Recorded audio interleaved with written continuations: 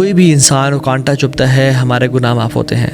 اللہ تعالیٰ جنتوں میں درجات بلند کرنا چاہتے ہیں, اور لوگوں کے اعمال اتنے نہیں ہوتے کہ وہ نیک اعمال کر کے ان درجات تک پہنچ سکیں, تو اللہ تعالیٰ ان کو مصیبتوں اور بلاؤں سے آزماتے ہیں اور پھر وہ بڑے بڑے درجات اچیو کر لیتے ہیں.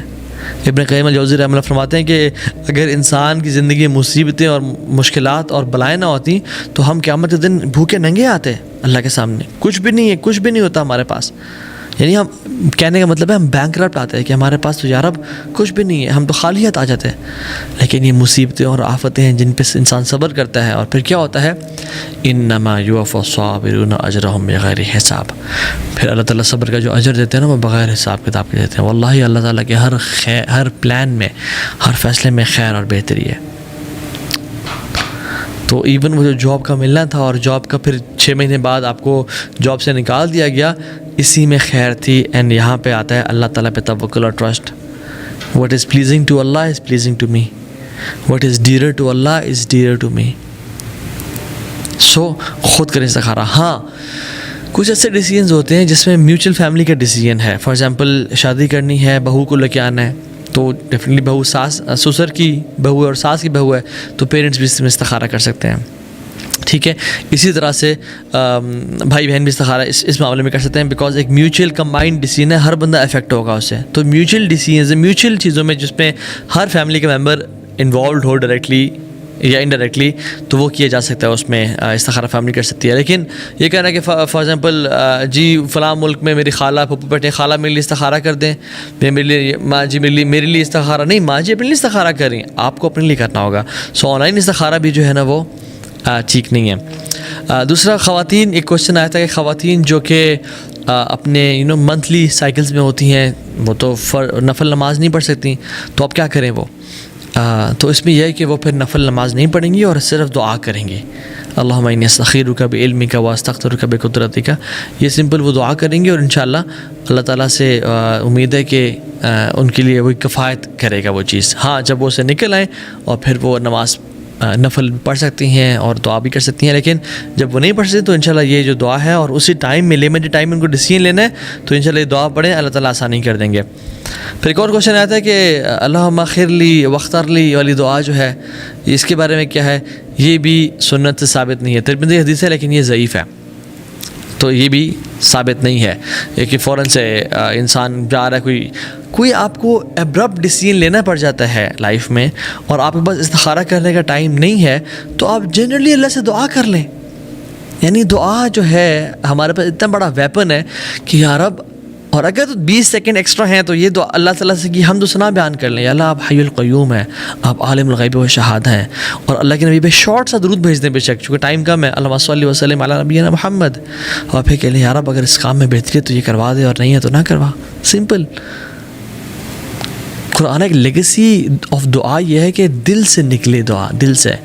اصحاب کہف کون سے شیخ الحدیث تھے, کون سے عالم تھے, یہ کون سے کوئی انبیاء تھے؟ نہیں تھے وہ, لیکن نکلے اور کہا ربنا آتنا من لدنک رحمہ وہیئ لنا من امرنا رشدا. دل سے دعا کی اور اللہ نے قرآن بنا کے نازل کر دیا, اور ان کے لیے ایک کیو میں ان کے لیے 5 اسٹار ہوٹل بندوبست کر دیا.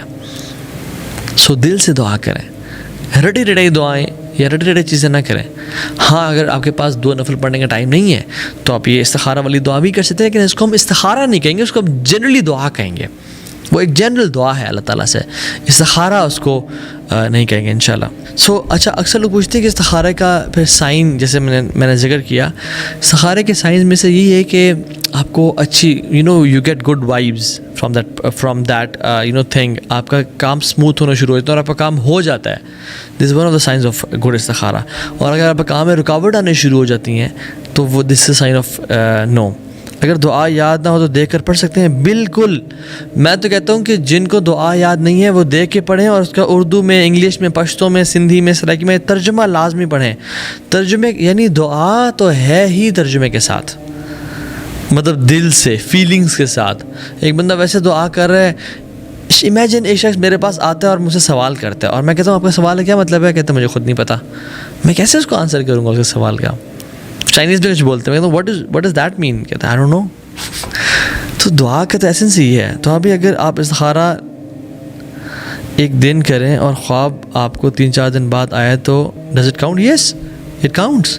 4 دن بعد آئے, 5 دن بعد آئے, مہینے بعد آئے, اور ضروری نہیں ہے کہ خواب آئے. آپ کو یہ جو ہمارا جو ایک ٹرینڈ ہے نا کہ خواب ہی استخارے کا ایک حل ہے, اور استخارہ خواب ضروری نہیں ہے. آپ کو کسی بھی طرح سے استخارہ کا آنسر مل سکتا ہے. کبھی کبھی ایسا ہوتا ہے کہ لائف میں اللہ تعالیٰ ہمیں سائنز اور سمٹمز دکھا رہے ہوتے ہیں, مگر ہم ان کو سمجھ نہیں پا رہے ہوتے. ہم ضدی ہو کے کہ نہیں میں نے یہ کام کرنا ہی کرنا ہے. کبھی کبھی انسان کسی خاتون سے شادی کرنا چاہتا ہے اور وہاں سے ہٹنا ہی نہیں چاہتا اور استخارہ بھی کر لیتا ہے. اب اس کے خلاف نیگیٹو نیوز بھی آ رہی ہیں, کاموں میں رکاوٹ بھی بن گئی ہے, اور پتہ بھی چل رہا ہے کہ یہاں پہ خیر کا باعث نہیں ہے, لیکن پھر انسان ضدی ہو کے وہ کام کرنا شروع ہو جائے, پھر وہ اس کے لیے شر کا باعث بن جاتا ہے. تو انسان کو اللہ تعالیٰ کے سائنز اور سمٹمز کو سمجھنا چاہیے, اور جب انسان ٹرائی کرے, اور یس احرص علی ما ینفعک, seek what is beneficial for you. ہر کام میں کچھ نہ کچھ رکاوٹیں آتی ہیں, لیکن اگر وہ اتنی بڑی رکاوٹ نہیں ہے کہ جو آپ کی ڈیل کو بریک کر دے, تو پھر آپ یعنی you can move on. But اگر رکاوٹ ایسی آتی جا رہی ہے جس میں ان کے دین پہ بات آ گئی ہے, کریکٹر پہ بات آ گئی ہے, تو then it's a sign of no, it's a no, کہ اللہ تعالیٰ آپ کو بتانا چاہ رہے ہیں کہ یہ خیر کا معاملہ نہیں ہے. کین یو ڈو استخارہ for preparing for government job? Yes sure. آپ ڈیسائیڈ کریں کہ میں نے کون سی جاب کرنی ہے. گورنمنٹ جاب ہے, آپ نے ڈیسائیڈ کر لیا کہ دس از فیزیبل فار می. جیسے انسان اپنی خیر کی تلاش کرتا ہے, اور پھر گھر والوں سے مشورہ کریں, اور پھر استخارہ کریں انشاءاللہ. تہجد کے ساتھ استخارہ کی نیت کر کے ساتھ پڑھ سکتے ہیں. ہاں بالکل, آپ تہجد پڑھ رہے ہیں اور آپ نے 2 نفل پڑھنے ہیں, تو آپ تہجد کی نماز کے اسی نماز میں آپ جو ہے وہ پڑھ سکتے ہیں. اسی نماز یعنی وہ جو نفل ہیں 2 نفل پڑھیں آپ تہجد کے, اسی نماز کو استخارہ کی نماز بھی کاؤنٹ کر سکتے ہیں, اور اس کے بعد پڑھ سکتے ہیں. اچھا, ایک اور بڑا امپورٹنٹ چیز, کیا استخارہ کی دعا سلام پھیرنے کے بعد کرنی چاہیے, سلام پھیرنے سے پہلے کرنی چاہیے؟ بہتر موقف یہ ہے کہ سلام پھیرنے سے پہلے کرنی چاہیے, لیکن سلام پھیرنے کے بعد بھی جائز ہے. جس کو نہیں آتی وہ سلام پھیرنے کے بعد کر لے, جس کو آتی ہے اور ترجمے کا بھی معلوم ہے وہ سلام پھیرنے سے پہلے کر لے. ابن تیمیہ رحمہ اللہ اور مختلف اس میں ائمہ کا وہ ان کا موقف ہے کہ سلام پھیرنے سے پہلے کی جائے.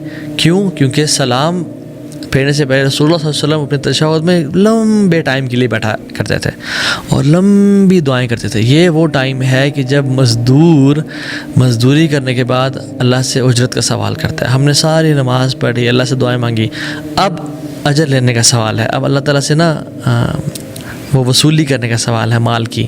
سارا دن محنت کرنے کے بعد جیسے مزدور اپنے مالک سے سوال کرتا ہے نا پے کا, اسی طرح سے اب وہ ٹائم ہے جس میں انسان کثرت سے لمبی دعائیں کرے. مگر ہم نے تو اتحیات میں رب اجعلنی مقیم الصلاۃ والی کی دعا کے علاوہ اور سجدے میں سبحان ربی الاعلیٰ کے علاوہ کچھ یاد ہی نہیں کیا, اور کچھ آتے بھی نہیں ہیں ہم لوگوں کو پڑھنے کے لیے.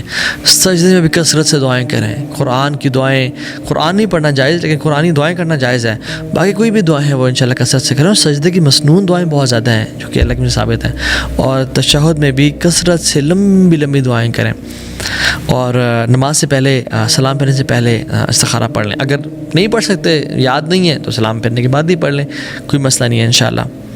Can I mention my issue in any language in the استخارہ? Yes. آپ